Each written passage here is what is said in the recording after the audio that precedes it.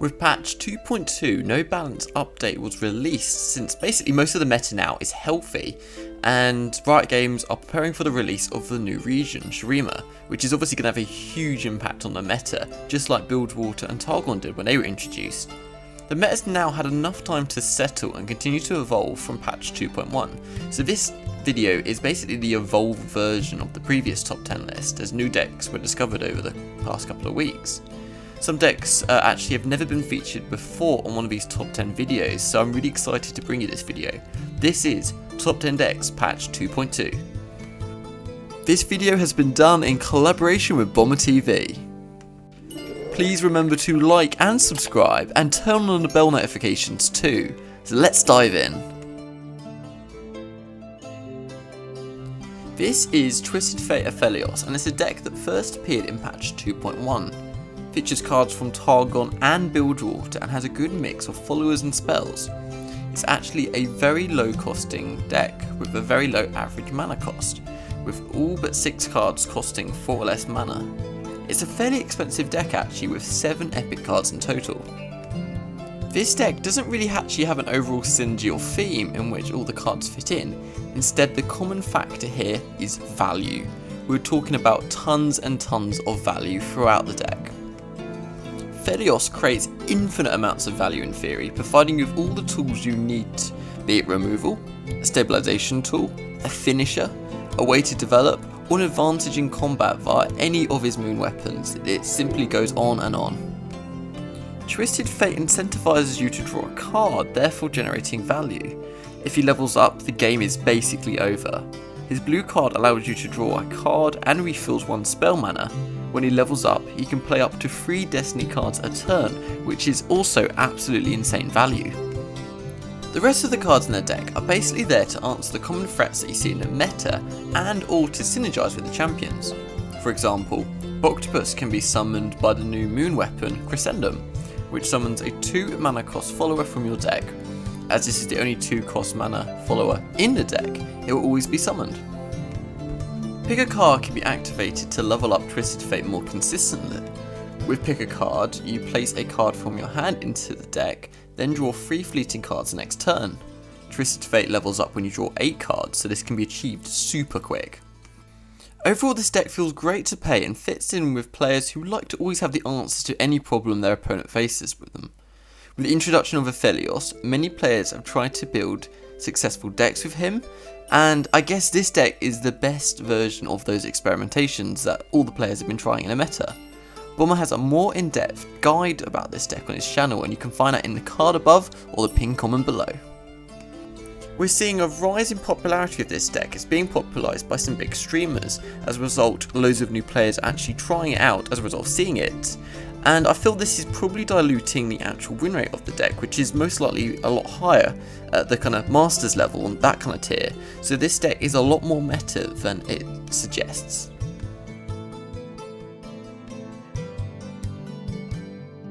Tahm Soraka features cards from Bilgewater and Targon. It's a control deck with surprisingly low average mana cost, with all cards costing 4 or less and 25 cards costing a crazy 2 or less.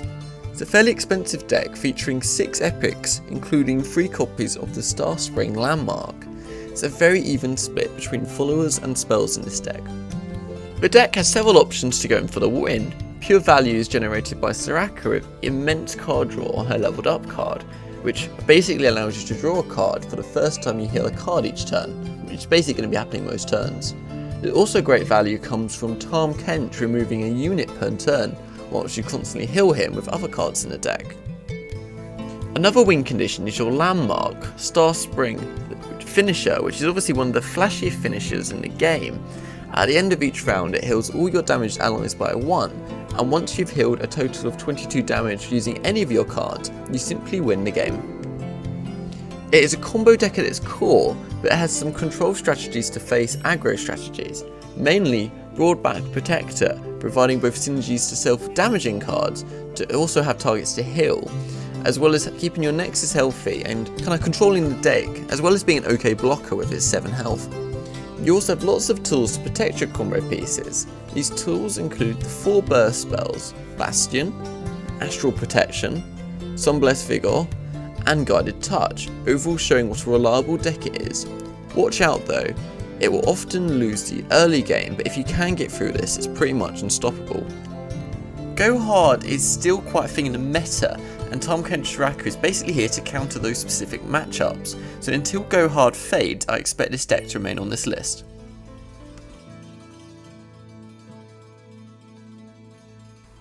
Scouts has been staple since the release of Bilgewater, defining what the aggro strategy to beat is.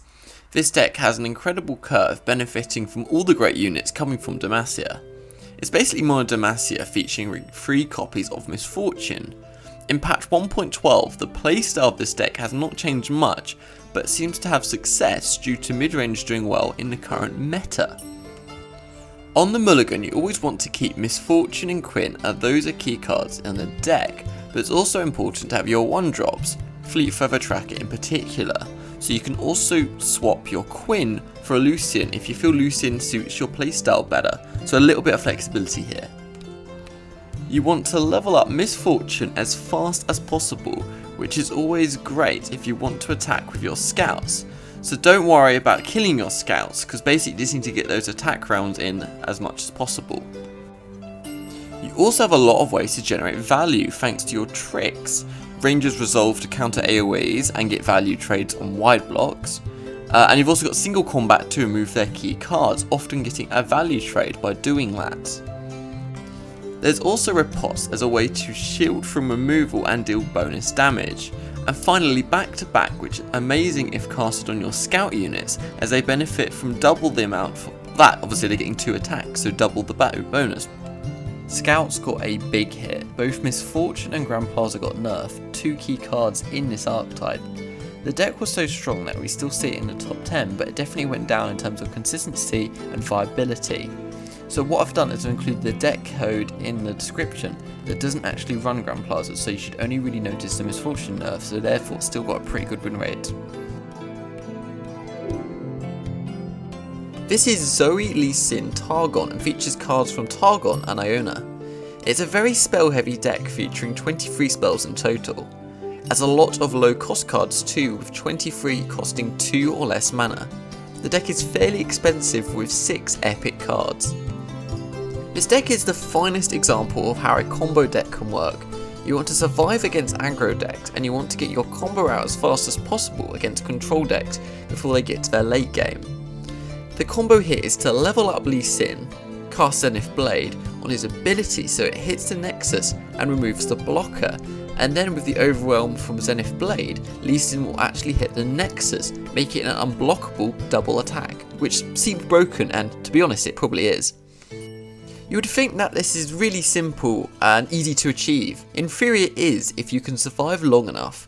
For this we have cards like Sparklefly and Eye of the Dragon.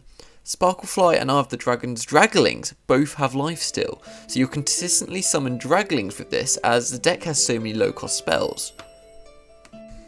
Buff your lifesteal cards up with spells like Pale Cascade and Bastion to make their damage bigger, meaning your lifesteal heal is also bigger as a result.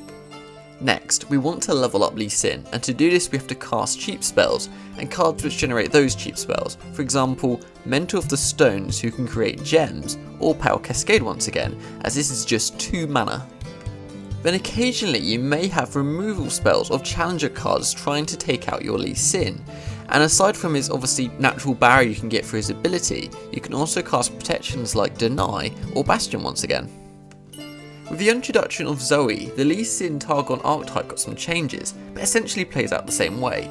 Zoe can generate super cool star charts which contributes to Lee Sin leveling up, so it's not really key to the theme of the deck, so she basically acts as a glorified follower. So overall this is a very skill based deck, and in the right hands can be absolutely devastating. This archetype had Pale Cascade and Hush nerfed in it, but this deck I would still say is super solid, as the core cards in this deck theme remain untouched, but just a little bit of consistency from those support nerfs.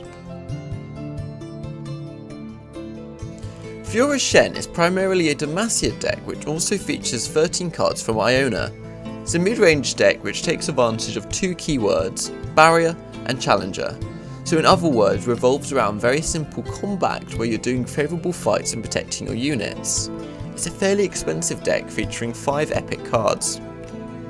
Value and flexibility are the keywords with this deck. Take as many value trades as possible, which is very easy with challenges such as Screeching Dragon and Fiora. Screeching Dragon is a great common card from the last expansion, and Fiora can simply act as a cheap free power challenger card here. Try to give them barrier with cards like Shen and Riposte. Shen gives a supported ally barrier this round, and Riposte gives an ally free damage and barrier this round as well. There are also lots of tricks to take advantage and punish your opponent with, like single combat and sharp sight. Note they both involve combat to kind of fit in theme with the deck. Single combat obviously allows a favourable fight, and sharp sight makes sure you're buffed enough to kill over a key unit or survive a key fight.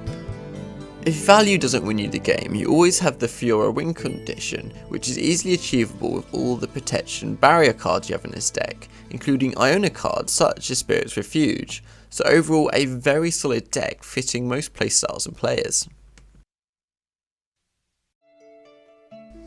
Ezreal Draven is a deck featuring cards from Piltover and Zorn and Noxus.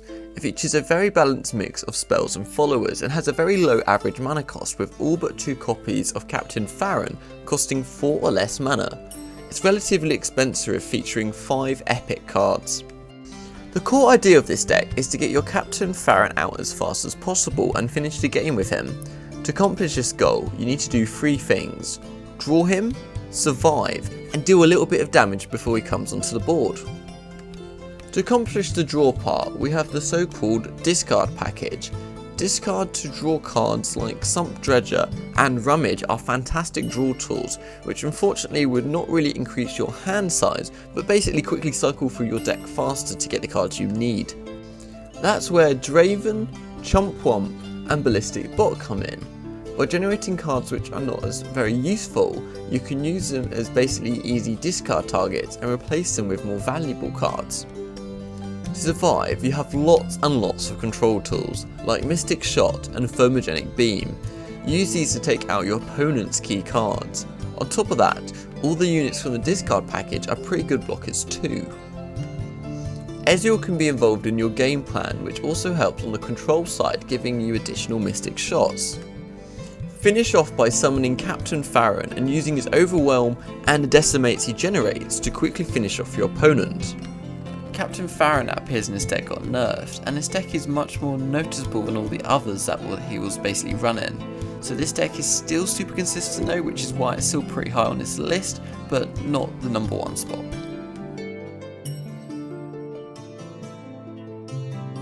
This is Go Hard Shadow Isles Bilgewater featuring Elise and Twisted Fate. It's pretty much a combo deck, and it has a low average mana cost with all but 3 cards costing 4 or less mana. It's actually quite an expensive deck to build, with 6 epics and 6 champions. It actually started out as a meme deck, but it's actually become a solid meta deck recently, and it's actually looking pretty good with the latest expansion as well. This deck is a pretty unique concept featuring the new KDA card, Go Hard. It's a slow spell that drains 1 from a unit and shuffles 2 identical copies into your deck. Once cast 3 times, it transforms into a very OP Pack Your Bags, which I'll discuss later. The aim of this deck is to play a standard control Shadow Isles playstyle, or focus on the Go Hard card mechanic. You want to keep drawing cards to get the magic free as quickly as possible through Twisted Fate's blue card or Bilgewater draw cards like Salvage. From that simple idea, the deck builds itself. You have control tiles from Shadow Isles such as Vengeance and Go Hard itself. Use Vengeance to take out key units and Go Hard to drain your opponent 3 times, before going into that big combo piece I discussed earlier, Pack Your Bags. This deals 5 to all enemies and the opposing nexus. The rest of the cards are mainly there for curve purposes, and your main plan is either to level up Twisted Fate or go for the Go Hard plan. Definitely a fun deck to play and having quite a successful time at the moment. Since patch 2.1, Go Hard has been dropping in viability as more strategies continue to evolve, but keep in mind that this archetype is still there and not fully dead, so it could pop up again at any time. Here is another deck you'll definitely recognise. It's Pirate Aggro, featuring cards from Noxus and Bilgewater. It's an aggro deck with a very mixed mana cost, with several cards costing all the different mana costs from 1 to 5. It's quite an expensive deck to build with 8 epic cards in total. The power cards here are Misfortune and Gangplank. Even if Misfortune will struggle to level up, she's here just a consistent way basically to level up Gangplank and make your board much more threatening on your attacking turns. Gangplank can then end the game against wide boards and therefore making aggro mirror matches quite easy with this deck. This deck wants to develop a board early on, and you can do this with a very quick start to the game with burn cards such as Lieben Saboteur and Jagged Butcher. Afterwards, has a lot of ways to end the game with burn with units like Imperial Demolitionist or Jack the Winner. Jack the Winner creates a Sleep with the Fishes each round, which deals 2 to an ally to deal 2 to the opposing Nexus. You also have Zap Spray Fin, which will be able to draw you a Noxon for Vor, always, as this is your only spell card with 3 or less mana, and this is obviously a fantastic card in this deck which can be very aggressive. If you reach late game, you can quickly close the game with Captain Farron and Decimate. Using the overwhelming Captain Farron and the pure damage from Decimate will quickly reduce your opposing Nexus to 0. So overall this is a pretty solid deck and a very fast one too, so if you want to rank up quickly, this is definitely an option I recommend. Pyro Aggro receives a nerf to Captain Farron, but some deck lists of this Pyro Aggro archetype don't even include him. So even if they do, you're going to have such a strong aggressive opener with 2 Decimates that it's probably going to be more than enough for this deck, so I'd say it's basically unchanged. This is Discard Aggro, a deck you definitely recognise from previous deck lists. It features cards from Piltover and Zorn and Noxus, and features 3 different champions, Teemo, Draven and Jinx. You can include 2 or any 3 of the combination here. The average mana cost is very low, with 23 cards costing 2 or less and 14 costing 1 or less. The most expensive card in the deck is Augmented Experimenter. The deck plan is quite simple. Against slow decks, try to finish your opponent as early as possible before they get their endgame. Against aggro or mid-range decks, you can try and win the race against them to see who can finish faster, or you can go for the value approach granted by the leveled up Jinx. Of course, you need to first draw her and then level her up. As the name suggests, the deck is all around discarding, so cards which can be both discard and draw are very desirable, such as Zornite Urchin and Rummage. The deck has a lot of options, smart plays, and therefore is a very skill-based deck. First of all, it's always important to know when to discard a card and what ones you should be discarding altogether. For example, there are obvious discard targets such as Flame Chompers, Jury Rig and Vision, and these are pretty straightforward what to discard. As for the when to discard a card, Jury Rig can be useful to summon a blocker or attack at burst speed, either punishing their open attack or to go in for the kill. The same goes for discarding Flame Chompers at burst speed, although it is much more useful to remove a big blocker so that your other units can basically go in and do what they need to do. Vision should be used to go in for the kill and take your opponent off guard, or to complete trades. This can almost be a win condition in some situations. With the new addition of survival skills, Discard Aggro seems to be getting a lot of love from Riot at the moment, and continues to be one of the best spots in the meta. Even if this list doesn't run survival skills, I would still suggest experimenting with it. This is Twisted Fate Fizz Elusive and features cards primarily from Piltover and Zorn, even though the 2 main champions are from Bilgewater. It's actually quite an expensive deck with 7 epic cards in total on top of the 6 champions. It's very spell heavy with 25 in total and only 9 follower cards. The deck has a very strong ramp to mid game with lots of cards costing 0 to 4 mana. The 2 main ideas with this deck is level up Twisted Fate and kill with elusives. It's as simple as that. When Twisted Fate is leveled up each round, the first 3 cards you play, anytime you hit a card, he activates a Destiny card, which I'll go into shortly about what these can do. To accomplish the first goal of leveling up Twisted Fate, you have plenty of drawing tools such as Rummage and Pick a Card. Rummage discards 2 to draw 2, and Pick a Card places a card from your hand into your deck to draw 3 cards in the next round, which are all going to have fleeting. All this drawing will level up Twisted Fate quick, After Twisted Fate levels up, the amount of value he generates is absolutely insane, even if he survives just a single round. The red card from Twisted Fate will crush aggro strategies with the wide damage it does to all your opponent's units, which are typically going to have little health if they're aggressive.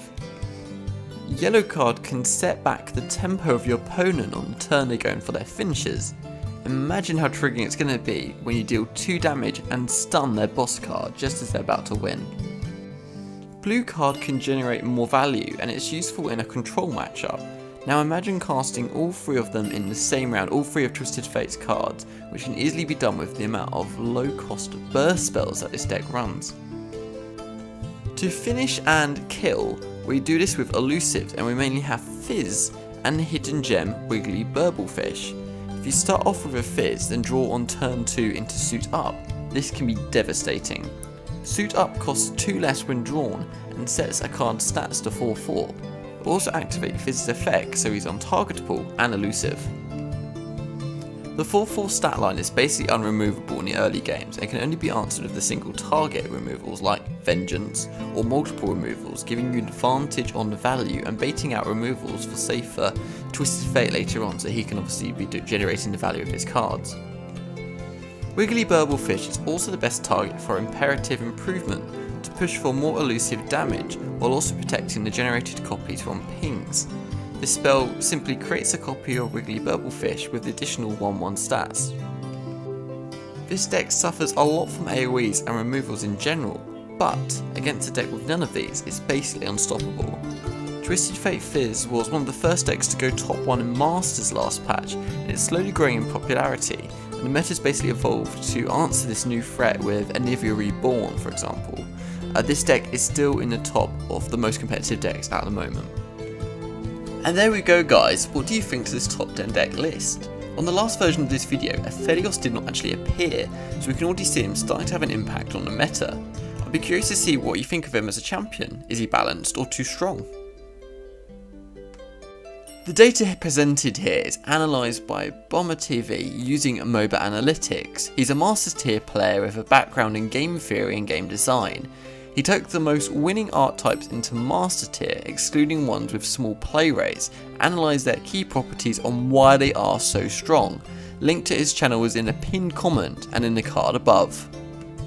What do you think is the best deck at the moment in patch 2.2? I would love to hear it in the comments. Up next is Best Meta Decks Patch 2.2, looking at the best 3 decks in the current meta. I hope to see you there.